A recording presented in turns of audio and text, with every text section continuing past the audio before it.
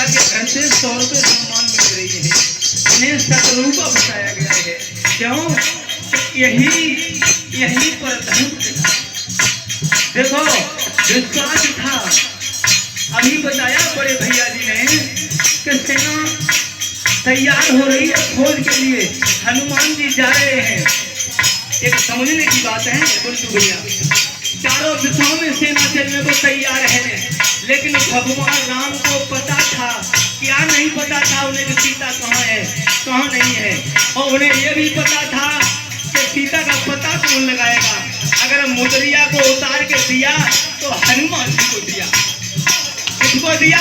हनुमान जी को। क्यों? कि पता कौन लगाएगा? हनुमान जी।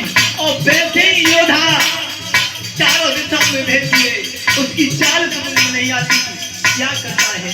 सकल चराचर रूप तुम्हारा,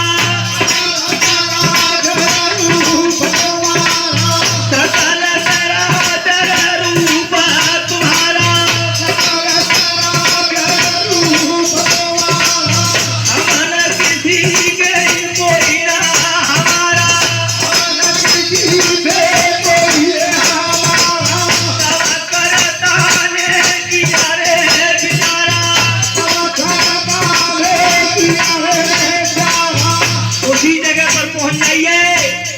जो सीता को मदमुदरी केवटी को दी थी उत्तरायणी ने, वही मुदरिया को देने लगे भगवान हनुमान जी को। उसी मुदरिया को दिया। और ये बड़े भैया एक 50 रुपए से गुप्त दान कर रहे हैं। भगवान की कथा में जो गुप्त दान करता है, क्या जो भूमिका बनाता है, सीता स्वर्ग जाता है।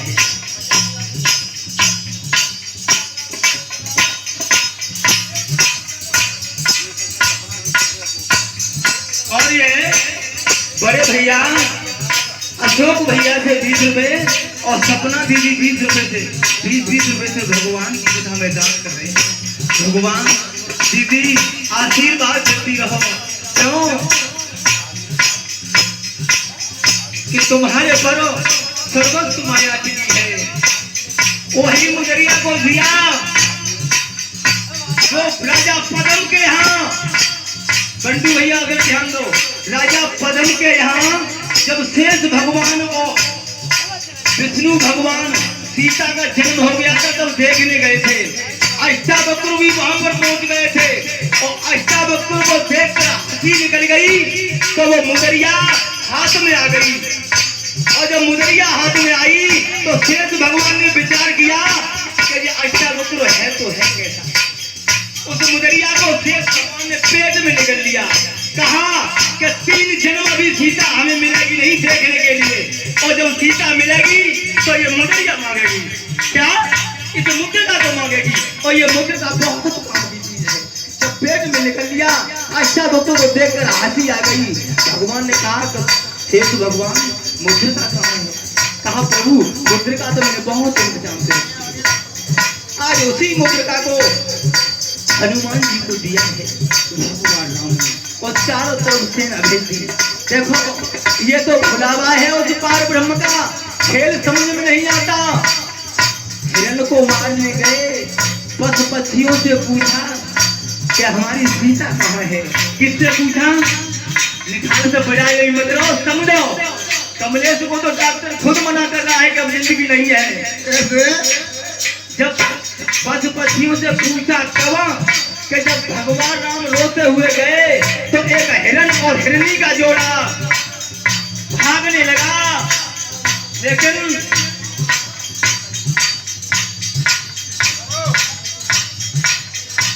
और ये बड़े भैया पूरी सिंह की बहन हर प्यारी देवी एक 50 रुपए से सम्मान कर रही है। लेकिन दीदी ये अशोक का नोट अब बंद होने जा रहा है। कभी का बंद हो गया है। ये अशोक वाला नोट है जो बंद हो गया हो गया। और ये मानिए ये 500 के नोट भी बंद होने जा रहे हैं। बड़े बड़े पैसों वालों को बयान कर रहा हूँ यूट्यूब पर मत। अरे मेरी बहना में से रखा प्यारे चरण को,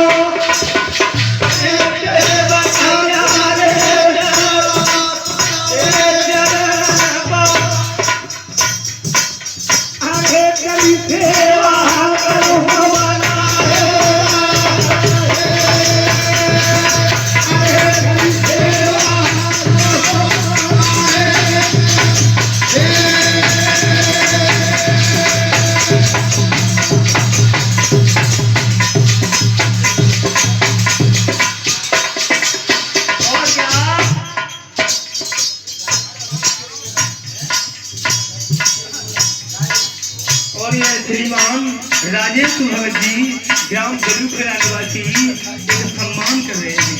भगवान मुक्ति ने दीर्घायु प्रदान कर।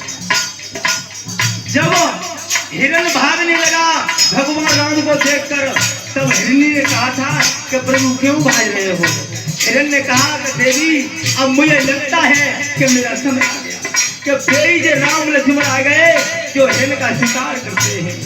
आज हिरणी ने प्राणेश्वर को बहुत धीरज बनाई। कहा प्राणेश्वर ये ऐसा वैसा हिरण नहीं मारते, ये तो सोने का हिरण मारते हैं, तुम क्यों भाग रहे हो? तब भगवान राम ने पशु पक्षियों से पूछा था कि ये हिरण और हिरणी का जोड़ा। और ये बड़े भैया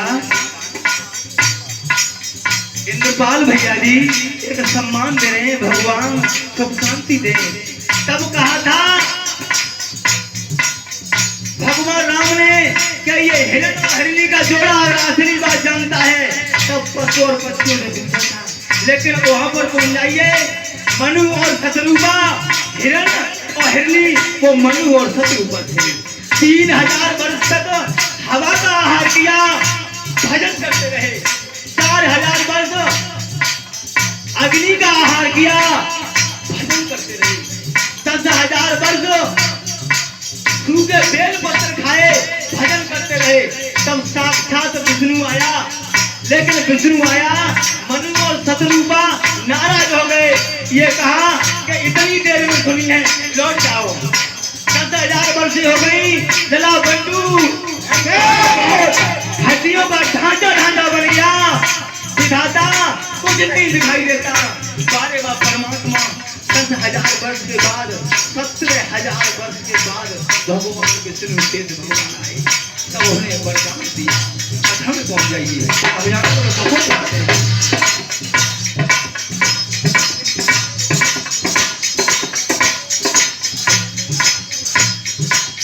अरे उठाए रे ऐसे, अरे वीरन का लंका उठाए